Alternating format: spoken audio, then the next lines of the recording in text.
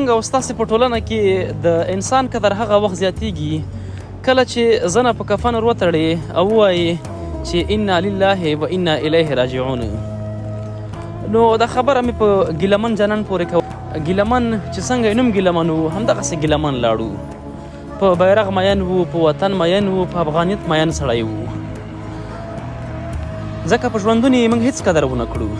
باور وکړئ زه به کله کله چې ګیلمن به لایو پراته ورته ناست به وم ښه که نه، چا به د ډم پیتوه ورکوله، چا به د ګلخان پیتوه ورکوله، ډېری ملګرو به ورته کمنټونه کول، ډېری افغانانو به ورته کمنټونه کول چې ته هسې د شاعرۍ او شعر لپاره راوتلی، په تا خو هېڅ هم ونه سول، ملګري دې شهیدان سول، داسې دي او هسې دي.